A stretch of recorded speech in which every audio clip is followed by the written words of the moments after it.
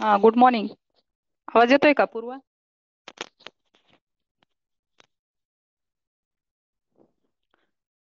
पूर्वा आवाज येतोय? Yes, okay. ठीक आहे. तर का आधीच्या क्लासला आपण 53 हे पेज पाहिलं होतं. 53. आज पाहणार आहे 54. ओके.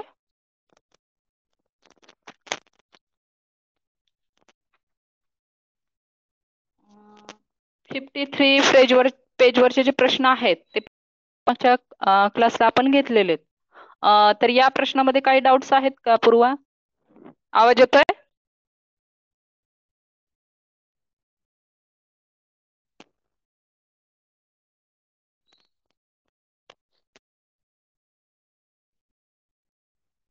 आवाज येतोय?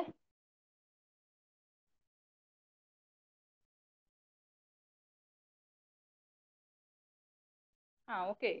डाऊट्स नाही आहेत ना काहीच?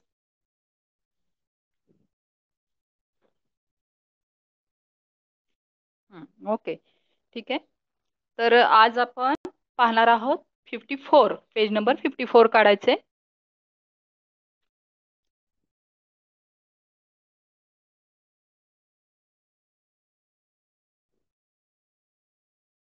हा, ठीक आहे. 54 पेज काढलं.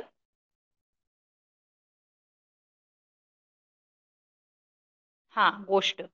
ठीक आहे. तर ही गोष्ट आपल्याला पूर्ण करायची. वरती होतं पूर्णविराम, स्वल्पविराम, प्रश्नचिन्ह, उद्गार चिन्ह आणि एकेरी अवतरण चिन्ह. हे घालायचं होतं आणि उतारा पुन्हा लिहायचा होता. हे झाले का?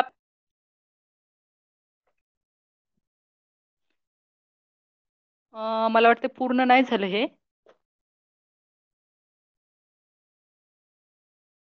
नाही झालं ग, पूर्ण नाही झालं. डन. ओके, मग पुढे जाऊयात. पूर्ण गोष्ट पूर्ण करूयात. ओके. तर खालील. हा, ठीक आहे. ओके, झालंय तर चांगली गोष्ट आहे. आपण गोष्ट पूर्ण करा हे घेऊयात. खालील चौकटीत दिलेली अपूर्ण गोष्ट पूर्ण करा. तर याच्यामध्ये निम्मी गोष्ट आपल्याला दिलेली आहे आणि आपण निम्मी गोष्ट लिहायची आहे. तर याच्यामध्ये बघ की खूप सारे स्वल्पविराम, अवतरण चिन्ह, प्रश्नचिन्ह, उद्गार चिन्ह, पूर्णविराम हे सगळे चिन्ह दिलेले आहेत. तर ते व्यवस्थित लक्ष देऊन पाहायचे, वाचायचे आणि मग उरलेली गोष्ट पूर्ण करायचा प्रयत्न करायचा. पहा, गोष्ट आपण पाहतोय. एकदा काय झालं. आता आपण काहीतरी सांगतोय की एकदा झालं, मग तिथं स्वल्पविराम. आपल्या शरीराचे दोन हात, स्वल्पविराम. उजवा आणि डावा एक दिवस चक्क भांडायला लागले, पूर्णविराम.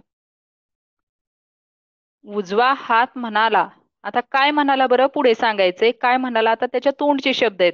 स्वल्पविराम द्यायचा आणि दुहेरी अवतरण चिन्हामध्ये त्याचे जे तोंडचे शब्द आहेत ते बोलायचे. की आजपासून मी आराम करणार. मग डावा म्हणाला. का? काय झालं? आवाज येतोय ना पूर्वा?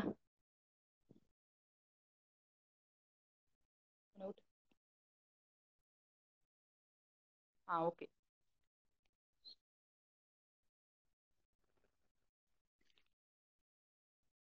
तर एकदा काय झालं. आपल्या शरीराचे दोन हात. हा, तर मग डावा काय म्हणतो? का? काय झालं? काय झालं हा काय आहे? प्रश्न आहे. म्हणून तिथं प्रश्नचिन्ह. तू का आराम करणार? प्रश्नचिन्ह. आता ते त्याचं बोलून झालेलं आहे. मग दुहेरी अवतरण चिन्ह सुद्धा त्या ठिकाणी पूर्ण करायचं. आता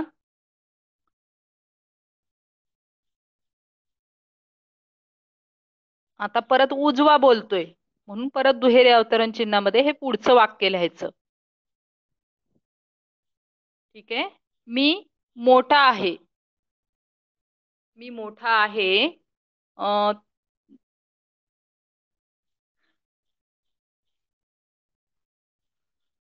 तिथं स्वल्पविराम. तुझ्यापेक्षा माझा मान जास्त आहे, पूर्णविराम. आणि दुहेरी अवतरण चिन्ह पूर्ण. आता हे उजव्याचं बोलून झालेलं आहे, त्याच्या तोंडचं वाक्य आहे, त्या ठिकाणी दुहेरी अवतरण चिन्ह द्यायचंय आणि पूर्णविराम. तिथं वाक्य पूर्ण झालेलं आहे. उजवा हसून म्हणाला.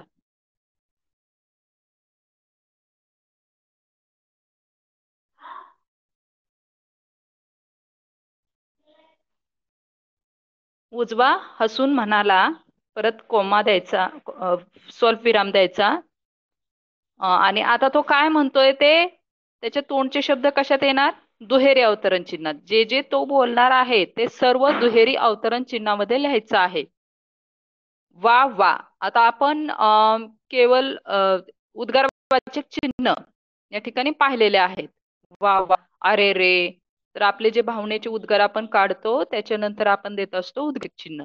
तर या ठिकाणी वा वा असं म्हटलेलं आहे, तिथं द्यायचंय उद्गारवाचक चिन्ह. पूर्वा आवाज येतोय का?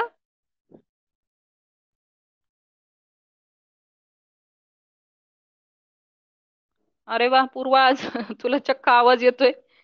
ठीक आहे. अं, हा, तर वा वा नंतर उद्गारवाचक चिन्ह. म्हणे मी मोठा आहे. इथं वाक्य पूर्ण झालं, म्हणून काय द्यायचं? वाक्य पूर्ण झाल्यानंतर कोणतं चिन्ह देतो पूर्वा आपण? वाक्य पूर्ण झाल्यानंतर विराम चिन्हापैकी कोणतं चिन्ह आपण देतो?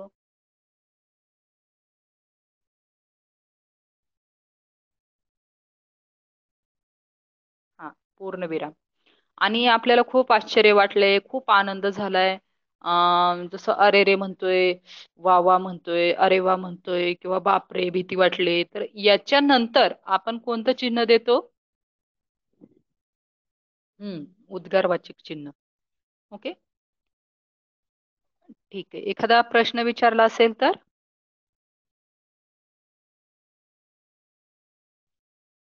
प्रश्नचिन्ह, वा छान. आता पुढे पाहायचंय आपण. म्हणे मी मोठा आहे, पूर्णविराम. अरे, स्वल्पविराम. जा, मी तुला मोठा मानतच नाही. इथं द्यायचा पूर्णविराम. अरे, माझ्याशिवाय पान हालत नाही, माहित आहे का तुला? इथं विचारला प्रश्न, माहित आहे का तुला? हा आहे प्रश्न, प्रश्नचिन्ह. आणि त्याच्या तोंडचं वाक्य या ठिकाणी पूर्ण झालेलं आहे, म्हणून तिथं दुहेरी अवतरण चिन्ह पूर्ण. उजवा हात म्हणाला, पूर्णविराम. मला सांग, एखाद्याच्या तोंडचे उद्गार जर आपण लिहित असू तर ते उद्गार कोणत्या चिन्हाने लिहितो आपण? कोणत्या चिन्हामध्ये लिहितो?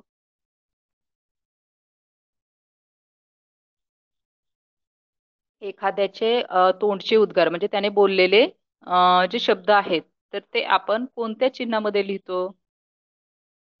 हा, ओके, दुहेरी अवतरण चिन्ह. छान. आता पुढचं पाहणार आहोत आपण. पूर्वा, मी व्हिडिओ ऑन करते आणि मला सांग मग तुला आवाज येतोय का व्यवस्थित.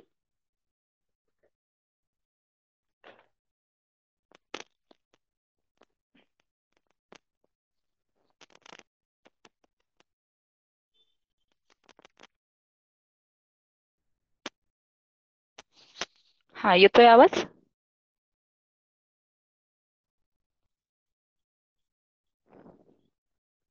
ओके, मग व्हिडिओ ऑनच राहू देत. ठीक आहे. आता येतोय बघ.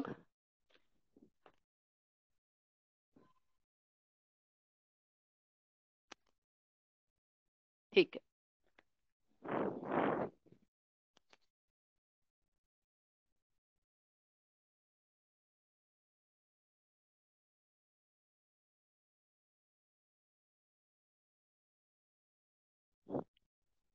हा, तर पुढे आपण पाहतोय, दोन्ही हातांचे बराच वेळ भांडण चालले होते. इथं द्यायचा, काय द्यायचा? वाक्य पूर्ण झालं, काय देशील पूर्वा इथे?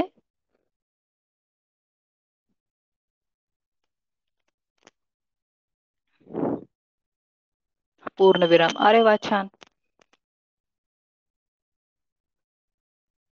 तर पुढे, इतका वेळ शांत बसलेले डोके मग रागाने म्हणाले. आता काय म्हणाले, तर तिथं द्यायचा स्वल्पविराम आणि अवतरण चिन्हामध्ये दुहेरी अवतरण चिन्ह, त्याच्यामध्ये अरे थांबा, हे काय चाललंय. अरे थांबा, हे काय चाललंय. आता हे काय आहे, हा काय आहे, काय चाललंय म्हटलं की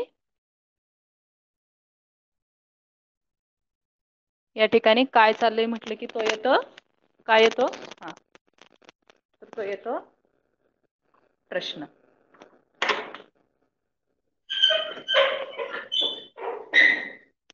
ओके.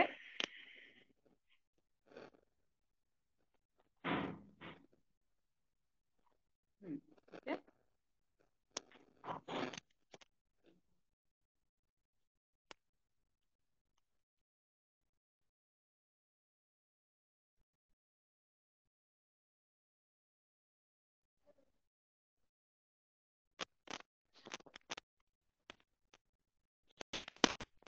प्रश्न चिन्ह झाल्यानंतर आता पुढचं वाक्य आहे,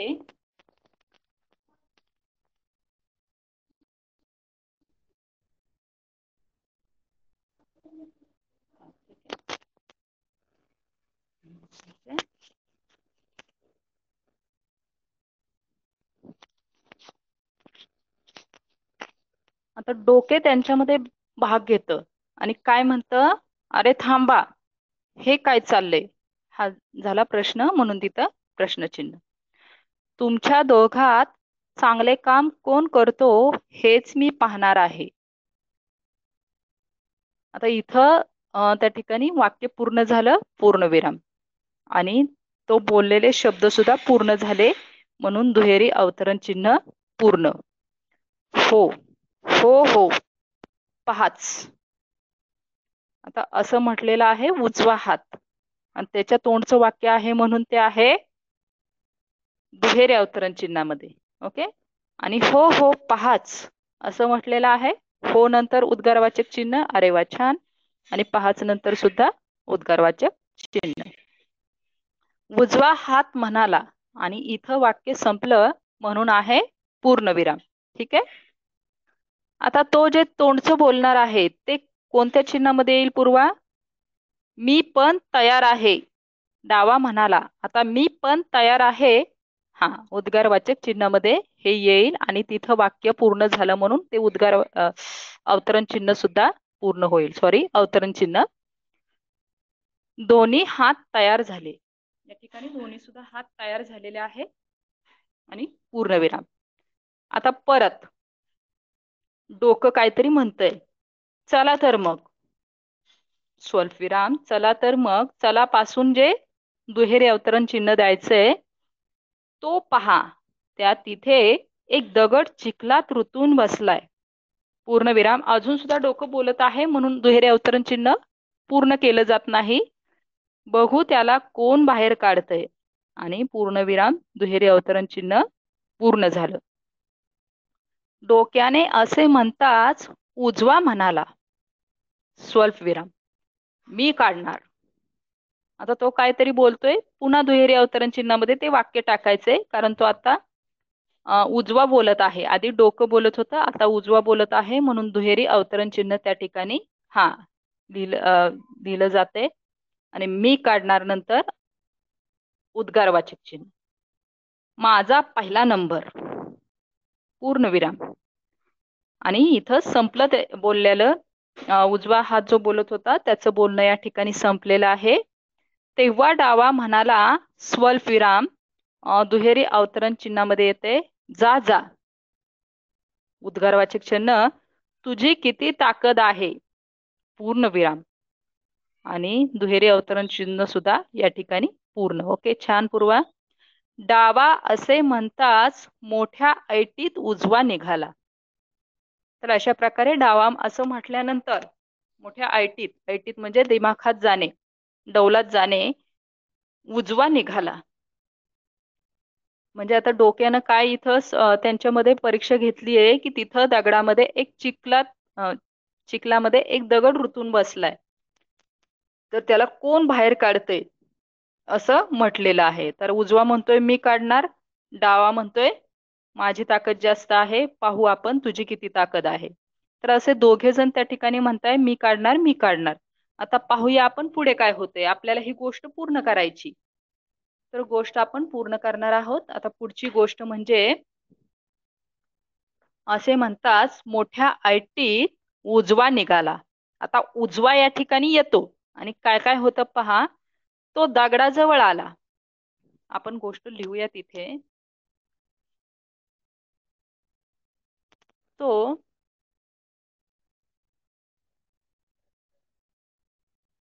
दगडाजवळ आला. तो दगडाजवळ आला. इथं द्यायचा पूर्णविराम. ओके. नंतर पुढे काय केलं पहा त्याने. त्याने दगड हलवायचा प्रयत्न केला. त्याने दगड हलवायचा प्रयत्न केला. ओके. त्याने दगड हलवायचा प्रयत्न केला. कोण आलेला आहे? उजवा आलेला आहे.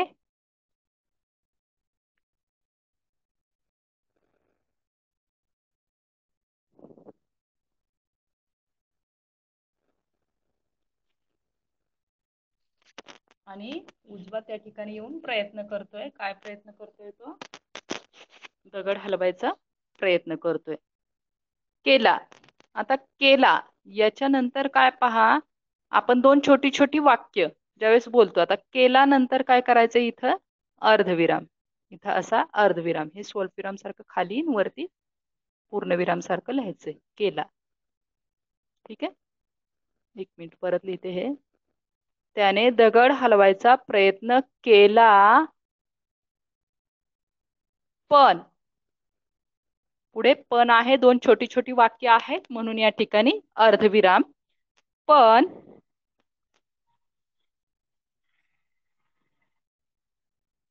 दगड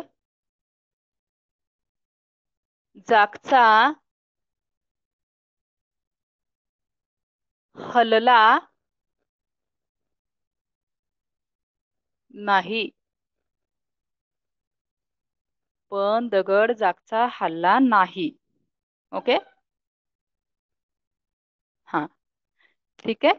आता नाही झाल्यानंतर इथं पूर्णविराम. ठीक आहे. इथंपर्यंत कळलं. आता पहिल्यांदा कोण आलेला आहे? उजवा आलेला आहे. उजवा दगडाजवळ जातो. दगड हलवायचा प्रयत्न करतो परंतु दगड जागचा हलतो का? हलतो का पूर्वा दगड जागचा?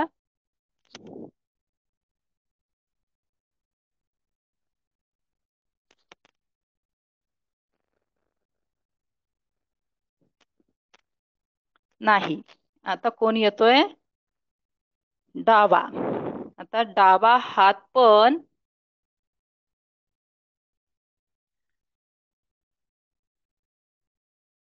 डावा हात पण तेथे पोहोचला. तेथे पोहोचला.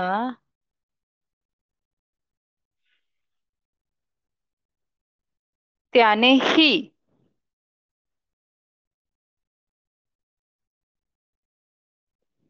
दगड हलवायचा प्रयत्न केला.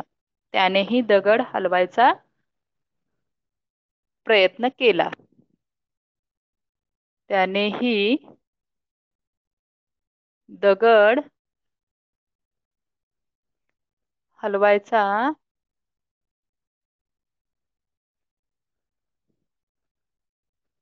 प्रयत्न केला. पूर्वा बोर्ड दिसतोय?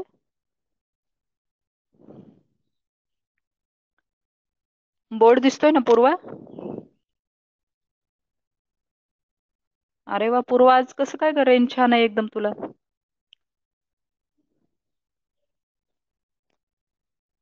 ठीक आहे. तर आता उजव्यानं दगड हलवायचा प्रयत्न केला, त्याला पण जमलं नाही. आता या ठिकाणी डावा पोहोचलेला आहे. तो सुद्धा दगड हलवायचा या ठिकाणी प्रयत्न करतो. पण आता त्याने दगड हलवायचा प्रयत्न केला. त्यालाही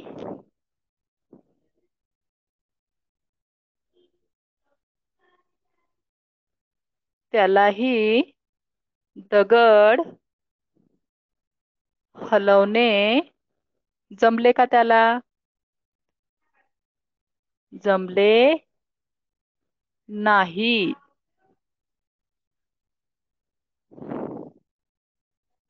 मग या डाव्याला सुद्धा दगड हलवणं जमलेलं आहे का पूर्वा?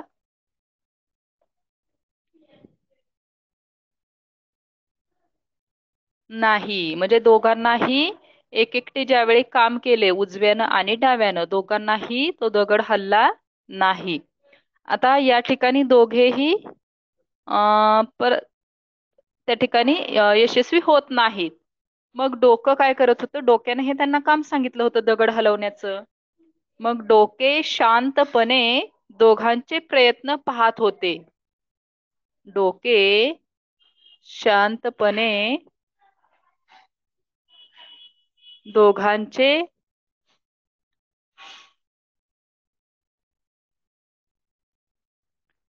प्रयत्न डोके शांतपणे दोघांचे प्रयत्न पाहत होते. या ठिकाणी डोकं शांतपणे दोघांचा प्रयत्न पाहत होते. इथं द्यायचा आहे पूर्णविराम. शेवटी दोन्हीही हात थकले. पहा, खूप दोघांनी एक एक दगड हलवायचा प्रयत्न केला, पण दोघेही शेवटी शेवटी दोन्हीही हात किंवा दोन्ही ही हात थकले. दोन्हीही हात थकले. मग काय झालं? पूर्णविराम. डोके म्हणाले. आता एखादं आणि पुढं त्याचं विवरण द्यायचंय. डोके म्हणाले, पुढं त्याचं स्पष्टीकरण द्यायचंय, तर असं चिन्ह द्यायचं. ओके, एकच हे एकच. डोके म्हणाले, काय म्हणाले? तुम्ही दोघेही एकदम प्रयत्न करा. तर डोकं त्यांना दोघांना काय म्हणतंय पहा. एकट्याला प्रयत्न करायला लावतंय का दोघांना? पूर्वा?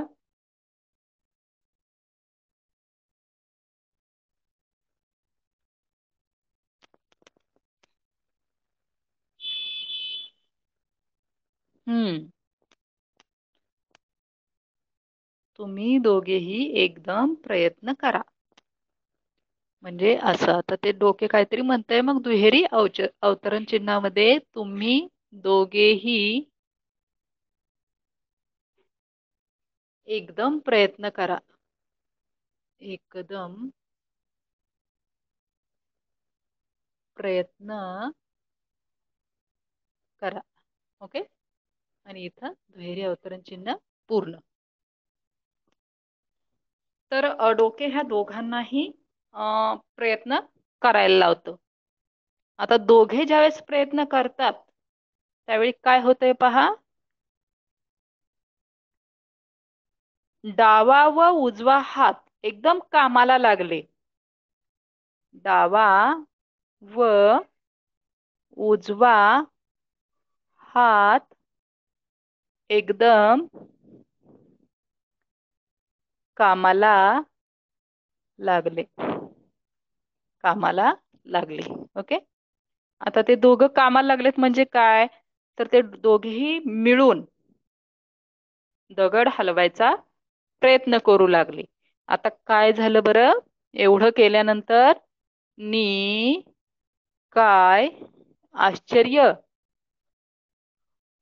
काय आश्चर्य घडलं? इथं द्यायचंय उद्गारवाचक चिन्ह. आश्चर्याच्या पुढं द्यायचं उद्गारवाचक चिन्ह. काय आश्चर्य घडलं बरं? तर दगड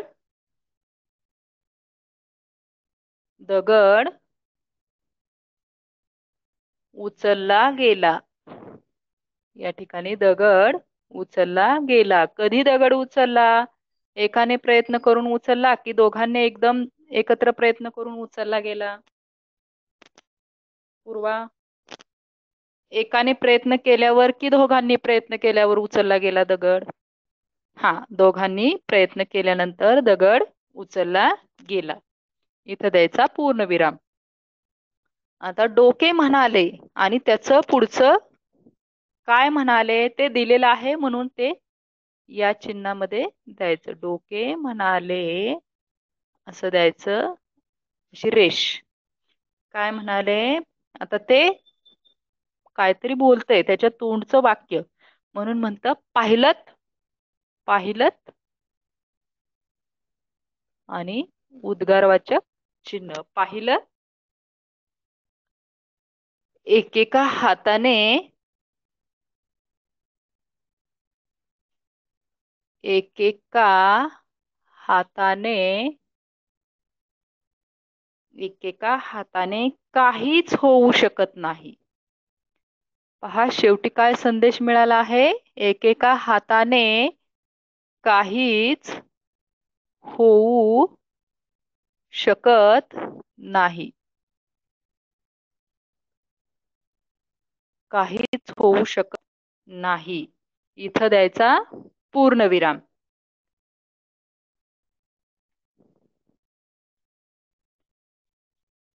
तुम्ही दोघे,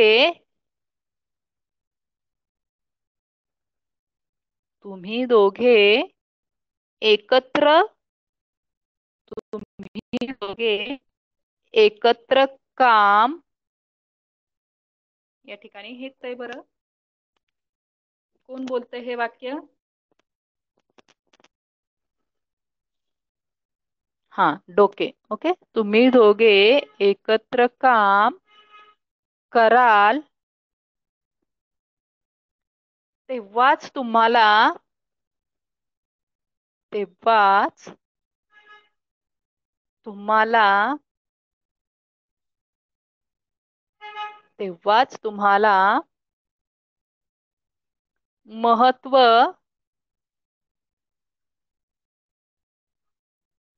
प्राप्त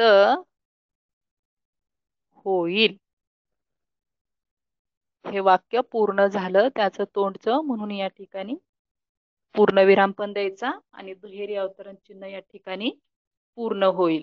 तर शेवटी आपल्याला काय कळलं की एकजुटीनं कोणतंही कठीण काम आपण पूर्ण करू शकतो. परंतु एक एक जणानं जर ते काम करण्याचा प्रयत्न केला तर ते काम कठीण होऊन बसतं, म्हणजे ते काम होऊ शकत नाही. जसं आपण एक गोष्ट कधी ऐसेल पूर्वा तू पण गोष्ट, की एक माणूस असतो, त्याला मुलं असतात, 4 मुलं असतात, 4 किंवा 4च, ओके ठीक आहे, 4 मुलं असतात आणि ते खूप आळशी असतात. ही गोष्ट ऐकली, आणि काठ्या वगैरे तो आणायला लावतो, प्रत्येक एक एक काठी मोडायला लावतो. हा, ओके. तर तशा प्रकारे म्हणजे एकजूट असेल तर त्या ठिकाणी अशी गोष्ट होती की एकजूट केल्यानंतर त्यांना कोणीही तोडू शकत नाही, तसं होतं ते. आणि एकटं एकटं असेल तर त्याला तोडू शकतात. तसं एकजूट असेल तर कोणतंही कार्य व्यवस्थित होतं. म्हणजे थोडक्यात त्याचा तोच अर्थ आहे की एकजूट असेल तर कोणतंही कार्य व्यवस्थित होतं, कोणीही त्यांना तोडू शकत नाही. तोडू शकत नाही म्हणजे थोडक्यात त्यांच्यात म्हणजे ते तुटू शकत नाहीत असं. तर असं थोडंसं त्या गोष्टीचा पण अर्थ होता की एकजूट ही खूप महत्वाची आहे. म्हणजे दोन्ही गोष्टीतून आपल्याला हाच संदेश मिळाला की एकजूट असणं हे खूप महत्वाचं आहे. ही गोष्ट समजली पूर्वा? हा, येस. तर उद्याच्या स्वाध्यायामध्ये ही गोष्ट लिहायची. आणि आपला जवळजवळ, हा मॅम, मी ही गोष्ट पूर्ण करून पाठवते. हा, पूर्ण करून पाठव. ओके, छान. आणि पूर्वा वेळच्या वेळी होमवर्क करायचा. पाठीमागचं तू केलंय ना कम्प्लीट? पाठवलंय तू बरचसं? ठीक आहे. अजून 15 मिनिटं आहेत, तर आपण पुढचं काहीतरी घेऊया.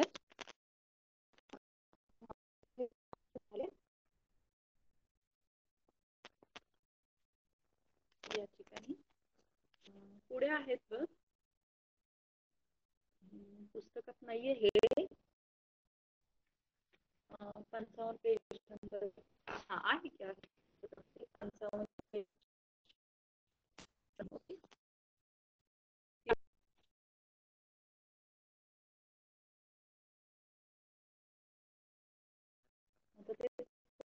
वाचायचं आहे की इयत्ता 5वी मध्ये तुम्ही शब्द तयार केला आहे. शब्दसंग्रह किंवा शब्द कसा पाहावा हे आपण पाहूया. आता याच्यामध्ये 2 गट दिलेले आहेत. 55 पेज नंबर वरती पाहायचंय. पहिला गट दिलेला आहे अ गट. पाहिलं अ गट.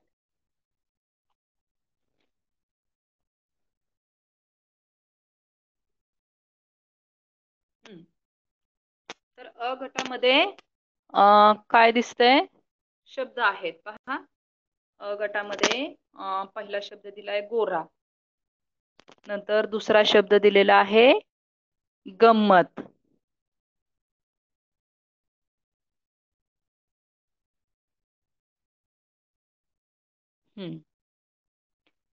तर आपण जो शब्दसंग्रह असतो म्हणजे थोडक्यात हे पाहिलंय तू डिक्शनरी पाहिली कधी पूर्वा? डिक्शनरी. हा, इंग्लिशची पाहिली की मराठीची पाहिली डिक्शनरी?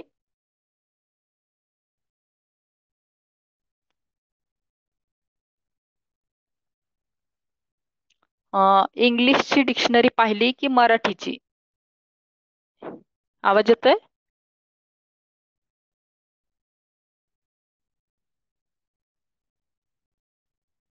हा, बरं बरं ठीक आहे. तर अशी डिक्शनरी जी असते तर त्याच्यामध्ये कसं असतं?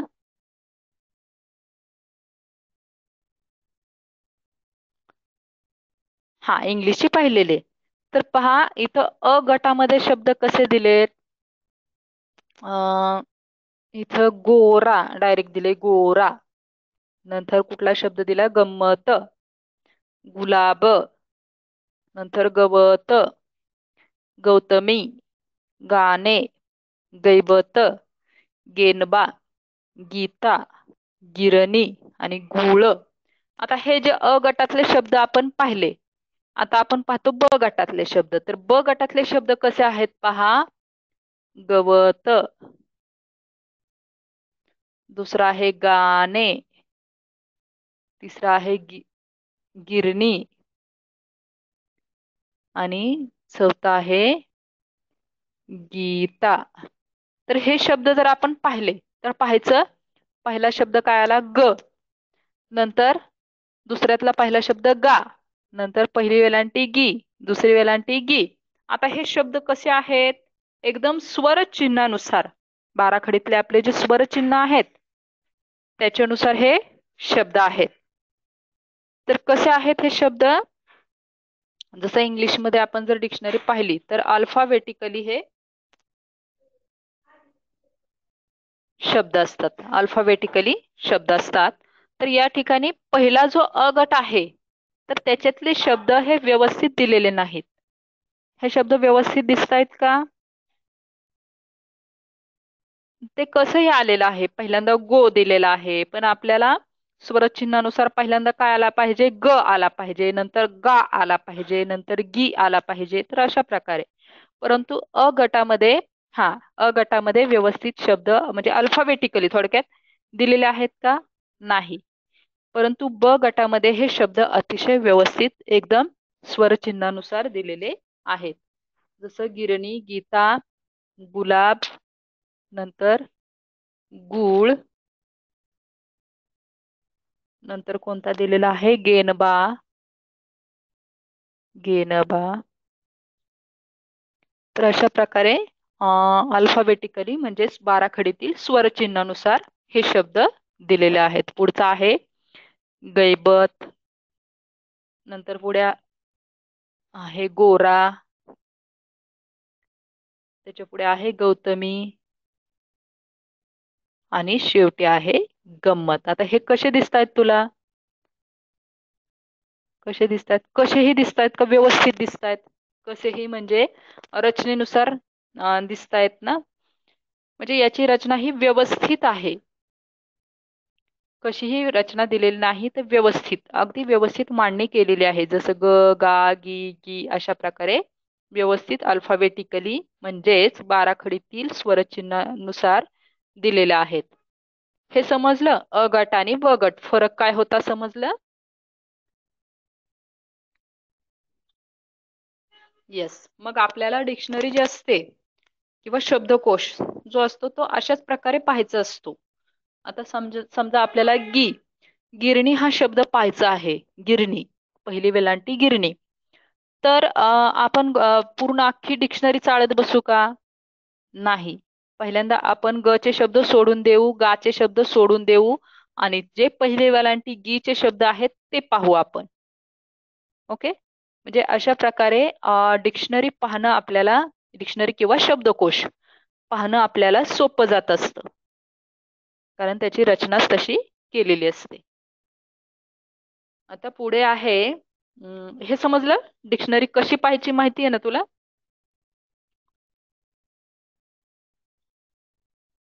येस. ओके, ठीक आहे. आता आपण पुढे जायचंय. पाठ्यपुस्तकातील पाठ 2 आणि पाठ 3 मधील शब्दार्थ खालील चौकटीत दिले आहेत. आता पाठ 2 आणि पाठ 3 कोणकोणते आहेत मला सांग? पाठ दुसरा आणि पाठ तिसरा काढ बरं.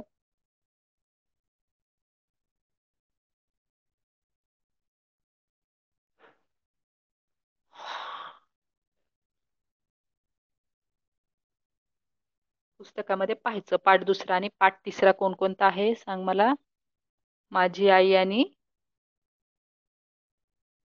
तिसरा कोणता आहे?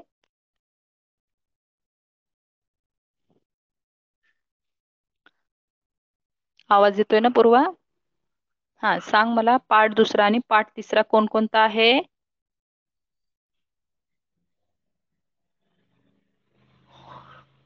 हा, माझा, हा ओके, माझा अनुभव आहे.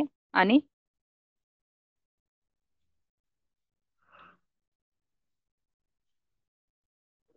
तिसरा पाऊस आला, पाऊस आला. ओके. तर माझा अनुभव आणि पाऊस आला. तर या पाठातले जे कठीण अर्थाचे शब्द म्हणजे कठीण शब्द आणि त्यांचे अर्थ या ठिकाणी दिलेले आहेत. तर अ गटामध्ये पहिल्यांदा कसे दिलेत पहा, की पहिला शब्द लुकलुकणे म्हणजे चमकणे. लुकलुकणे म्हणजे चमकणे. लुकलुकणे म्हणजे चमकणे.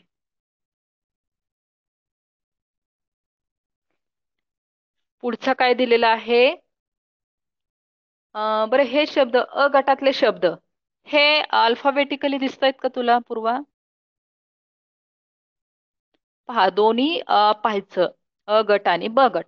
तर दोन्ही पैकी व्यवस्थित रचनेनुसार बाराखडीतील स्वर चिन्हानुसार कोणता गट व्यवस्थितपणे दिलेला आहे? अ गट की ब गट? अ गट व्यवस्थित आहे की ब गट व्यवस्थित आहे? हा, ब गट. मग आपण ब गट पाहूयात. अ गट काय व्यवस्थित दिलेला नाही. तर ब गटामध्ये पहिला शब्द दिलेला आहे आमराई. तर आमराई म्हणजे काय सांग बरं? आमराई, आपण म्हणतो आमराई. मी आमराईमध्ये फिरण्यासाठी गेलो. आमराई म्हणजे काय? आमराईचा अर्थ का? हा, बाग. पण कशाची? आम. आम म्हणजे काय?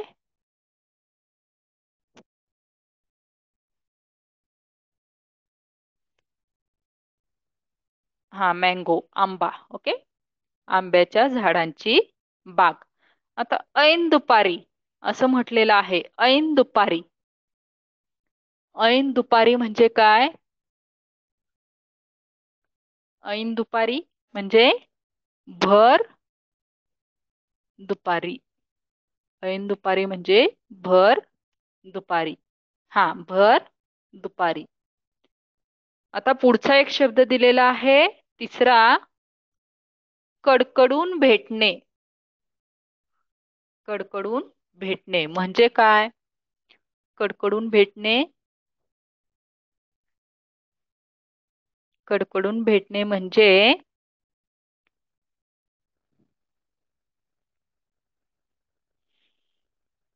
प्रेमाने, हा प्रेमाने मिठी मारणे. ओके, छान. प्रेमाने मिठी मारणे.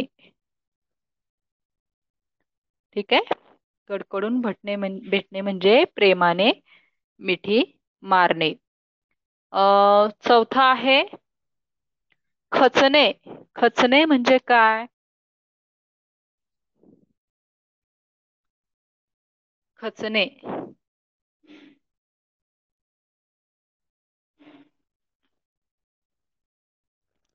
खचणे म्हणजे खाली खाली येणे. आणखी दुसरा एक शब्द आहे त्याच्यासाठी, खाली खाली येणे आणि ढासळणे. आपण म्हणतो एखादी दरड खचली म्हणजे खाली खाली आली किंवा ढासळली असं आपल्याला म्हणायचं असतं. हा, ढासळणे. ओके. आता पुढचा आहे शब्द गहिवरून येणे. गहिवरून येणे. गहिवरून येणे म्हणजे काय?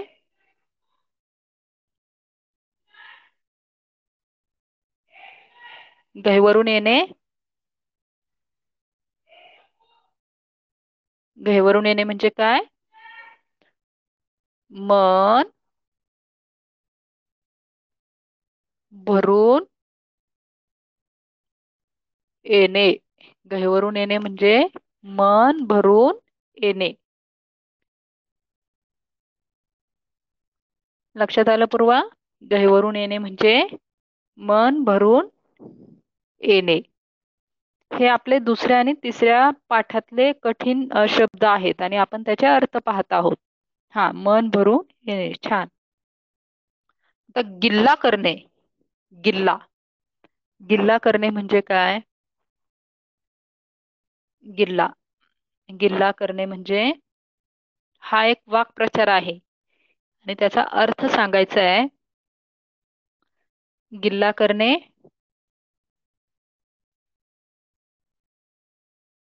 अर्थ काय होईल याचा? गिल्ला करणे म्हणजे हा, ओके, गोंधळ करणे. पूर्वा, आता मला हे याचा वाक्यात उपयोग करून सांग. गिल्ला करणे. आता गिल्ला करणे याचा अर्थ काय सांगितला? गोंधळ करणे. बरं पूर्वा, होमवर्क साठी आपल्याला काय लिहायचंय? आजचा होमवर्क आहे दिलेली प्रश्न 54 वरचा, खालील चौकटीत दिलेली अपूर्ण गोष्ट पूर्ण करा. होमवर्क काय आहे? होमवर्क काय आहे? गोष्ट. ओके, समजलंय? गोष्ट लिहायची. ओके, ठीक आहे.